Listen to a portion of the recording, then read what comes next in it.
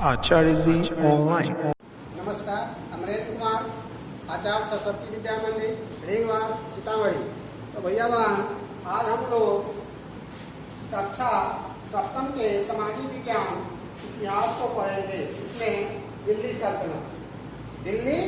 सल्तनत को पढ़ेंगे, जिसमें 1106 ईस्वी से लेकर 1526 ईस्वी तक का इतिहास का वर्णन इसमें है।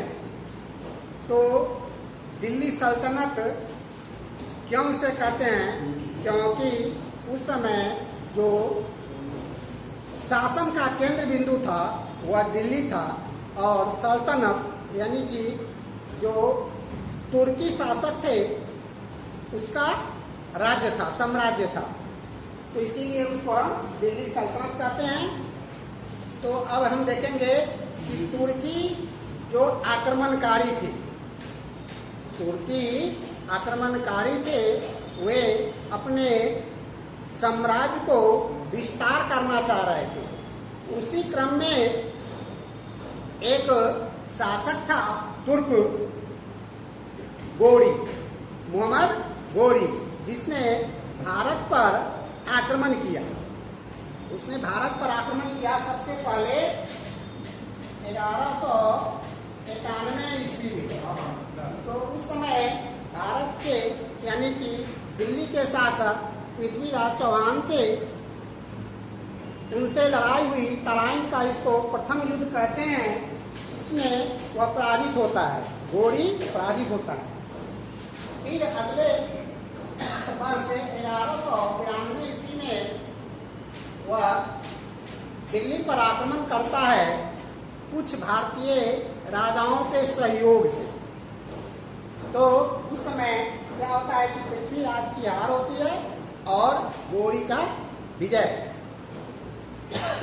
उसके बाद क्या होता है कि मोहम्मद गोरी की मृत्यु 1206 ईस्वी में हो जाता है।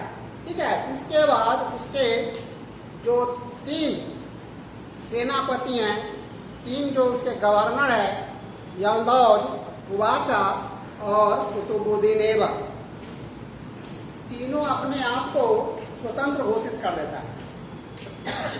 दिल्ली और अजमेर के और आगरा, दिल्ली, आगरा और अजमेर के जो क्षेत्र है उसका शासन कुतुबुद्दीन ऐबक को मिलता है। उसी ने भारत में गुलाम वंश का स्थापना किया, है ना। गुलाम वंश का स्थापना किसने किया? तो कुतुबुद्दीन ऐबक ने। कब किया? तो 1206 ईस्वी में। कब? जब मोहम्मद गोरी मर जाता है तब। और इस वंश में जो है, गुलाम वंश में कुल 10 शासक थे, लेकिन 4 महत्वपूर्ण शासक है। पहला जो महत्वपूर्ण शासक है गुलाम वंश में वह है कुतुबुद्दीन ऐबक। उसके बाद हो जाता है इल्तुतमिश के बाद जो आता है वह रजिया सुल्तान, और रजिया सुल्तान के बाद बलबन। यानी कि यही 4 जो है उसके महत्वपूर्ण शासक है। वैसे 10 शासक है। तो ठीक है। अब हम लोग देखेंगे दिल्ली सल्तनत में कुल कितने वंश के शासन था। तो पहला जो था यह था गुलाम वंश, और दूसरा जो था वह था खिलजी वंश, और तीसरा जो था वह था तुगलक वंश,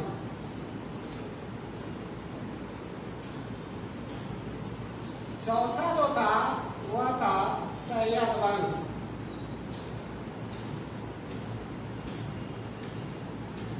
और 5वां जो था वह था लोधी वंश। ठीक है। तो ये 5 वंश के शासन को संयुक्त रूप से हम लोग क्या कहते हैं? दिल्ली सल्तनत। ठीक है। अब हम लोग देखेंगे दिल्ली सल्तनत के बारे में जानकारी यानी कि स्रोत। तो दिल्ली सल्तनत के विषय में जो जानकारी हमको मिल रहा है वह उस समय के किलों, मस्जिदों, मकबरों, मंदिरों आदि जो भवन है उसके आधार पर उस काल के इतिहास को जानने का हम लोग प्रयास करते हैं। कुछ विदेशी विद्वानों के द्वारा लिखा गया इतिहास तवारीख यानी कि इतिवृत्ति वृत्त जो है इतिवृत्त उसके आधार पर हम उस काल के इतिहास को जानने का प्रयास करते हैं। ठीक है, जैसे जियाउद्दीन बर्मी ने तवारीख ए फिरोजशाही की रचना की।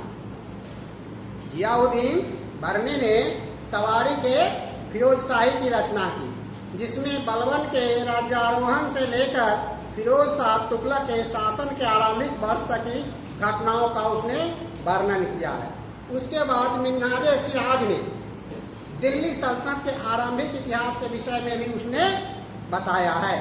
लेकिन सबसे बड़ी बात है वह राजवंशों के विषय में ही बताया है, चाहे वह जियाउद्दीन बर्नी हो या मिन्हाजे सिराज हो।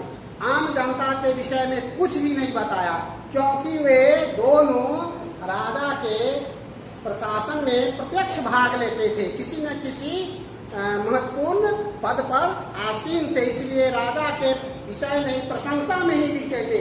आम जनता के विषय में कुछ भी नहीं लिखा।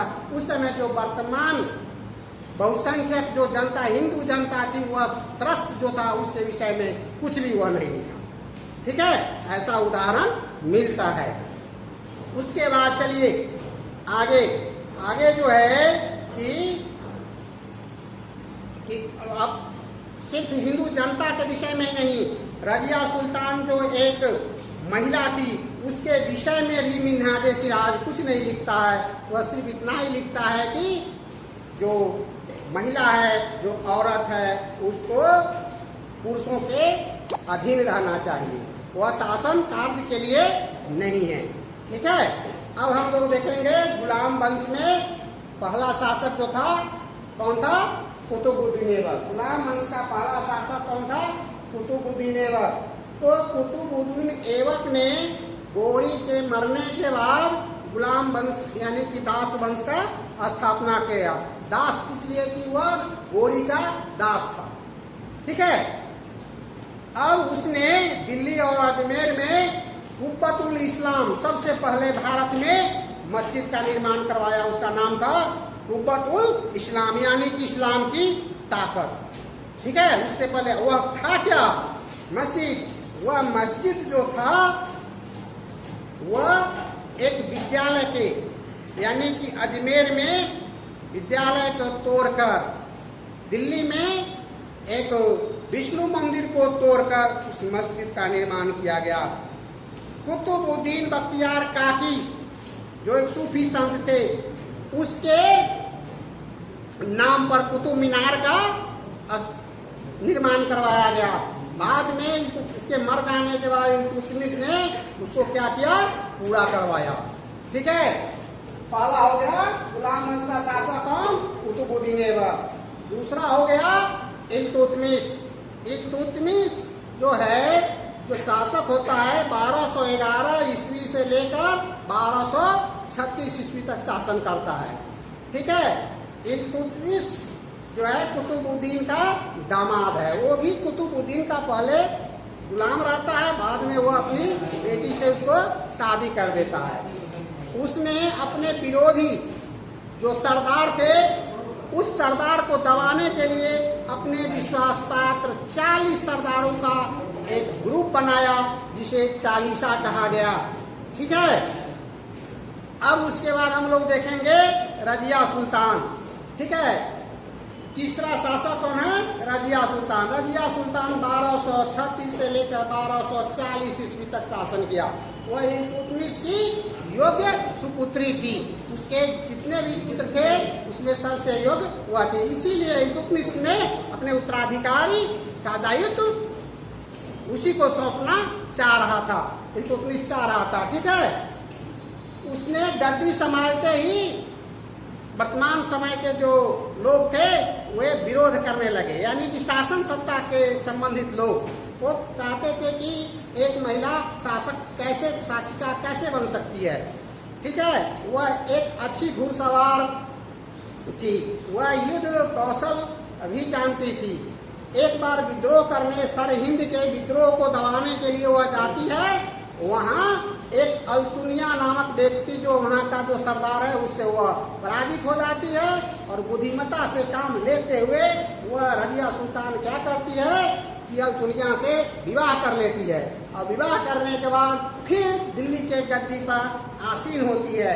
लेकिन कुछ उसके विश्वास पात्रों के षड्यंत्र के कारण 1240 ईस्वी में उसको मौत के घाट उतार दिया जाता है। ठीक है, उसके बाद गयासुद्दीन बलबन, चौथा शासक गयासुद्दीन बलबन। गयासुद्दीन बलबन जो है क्या होता है कि इल्तुतमिश जब रजिया सुल्तान की मृत्यु हो जाती है, हत्या हो जाता है, उसके बाद नसीरुद्दीन मोहम्मद जो इल्तुतमिश का पुत्र है उसको गद्दी पर बैठाया जाता है। लेकिन वह ऐसा अयोग्य निकलता है कि वह उसका जो प्रधानमंत्री जो गयासुद्दीन बलबन है उसी को सर्वेसर्वा नियुक्त कर देता है और वही शासन करने लगता है। 20 वर्ष के बाद प्रधानमंत्री के कार्य करते हुए बीतता है। उसके बाद वह नसीरुद्दीन मोहम्मद की मृत्यु हो जाती है। मृत्यु के बाद वह स्वयं अपने को शासक समझने लगता है और इल्तुतमिश के द्वारा जो गठित किया गया था 40 यानी कि 40 विश्वास पात्रों का सरदार, उसको वह खत्म कर देता है। एक नया परिपाटी वह शुरू करता है जिसको कहते हैं पावोस, यानी कि घुटने के बल झुककर राजा के पांवों को चूमना, सीधा यानी कि सर झुका के रहना। जितने भी उसके सरदार थे वे हमेशा सर झुका के रहते थे, घुटनों को बैठ कर, और सम्राट जो सुल्तान था उसके पांव चूमने की प्रथा उसने प्रारंभ कर दिया। ठीक है, दूसरा वंश आता है खिलजी वंश। खिलजी वंश जो है यह 1290 से लेकर 1320 यानी कि 30 वर्ष शासन होता है। ठीक है, इसका शासन जो होता है, गुलाम वंश का शासन जो है 84 वर्ष होता है और खिलजी वंश का शासन जो है 30 वर्ष है। ठीक है, इसमें मुख्य कुल 5 शासक हुए। तो खिलजी वंश में सबसे पहले जो शासक हुआ वह जलालुद्दीन खिलजी था। ठीक है, जलालुद्दीन खिलजी वंश का स्थापना किया था। जो गुलाम वंश के अंतिम शासक को मौत के घाट उतारने के बाद, उसके बाद जलालुद्दीन खिलजी क्या किया कि अपने भतीजे अलाउद्दीन खिलजी को दक्षिण के राज्य देवगिरी यानी दक्कन देवगिरी में अभियान चलाने के लिए भेजा। तो उसका भतीजा वहां गया और वहां जीता। वह जीत के लौट रहा था। तो जलालुद्दीन खिलजी खुश होकर अपने भतीजा के अगवानी में गया। जैसे ही अगवानी में गया तो उधर अलाउद्दीन खिलजी को लगा कि मैं अब शासक बन सकता हूँ। जैसे ही उसके चाचा उसको गले मिलने के लिए आगे बढ़ता है, स्वागत करने के लिए, वह तलवार से उसकी हत्या कर देता है और वह अलाउद्दीन अब क्या होता है, सुल्तान स्वयं बन जाता है। उसके बाद उसने सबसे पहले क्या करता है कि भारत के जो कुछ महत्वपूर्ण हिंदू राजघराने हैं उस पर वह चढ़ाई करता है। चित्तौड़ के किला पर भी, रणथंभौर के किला पर, गुजरात, मालवा, है ना, सब पर, और अपने आप को दूसरा अलेक्जेंडर यानी कि सिकंदर, महान सिकंदर बनना चाह रहा था। इसी सिलसिले में उसको पैसा चाहिए सेना के रख रखाव के लिए। तो उसने बाजार नियंत्रण किया, यानी कि सिपाहियों के भोजन उपलब्ध हो, वस्त्र उपलब्ध हो, उसके मूलभूत चीज उपलब्ध हो, इसलिए उसने बाजार को नियंत्रित किया सिपाहियों तक पहुंचाने के लिए। इससे कुछ जनता को भी फायदा हुआ। सब उसके बाद दक्षिण विजय।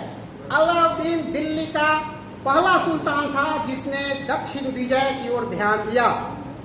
ठीक है, 1309 ईस्वी से लेकर 1313 ईस्वी पृथ्वी के बीच उसने देवगिरी के यादवों वारंगल के काकतियों द्वारा समुद्र के होयसलों और मदुरई के पांडव शासक को अपने अधीन कर लिया। तो पहला शासक था जिसे दक्षिण भारत की तरफ भी पांव पसारा और उसको खिराज यानी कि जीते हुए राज के बदले में कर लेना, उसको वह क्या करता है कि राज लौटा देता है और कर लेना प्रारंभ कर देता है। ठीक है, तो इस प्रकार उसका शासन था अलाउद्दीन खिलजी के। अलाउद्दीन का जो साम्राज्य है वह अशोक के साम्राज्य के समान बड़ा साम्राज्य था। खिलजी वंश के अंतिम शासक खुसरो खान का उसके एक विद्रोही सेनापति गाजी मलिक ने हत्या कर दिया और स्वयं दिल्ली के सिंहासन पर बैठ गया। वही गाजी मलिक गयासुद्दीन तुगलक के नाम से प्रसिद्ध हुआ और तुगलक वंश की स्थापना किया। तो तुगलक वंश, सैयद वंश और लोधी वंश अगले दिन।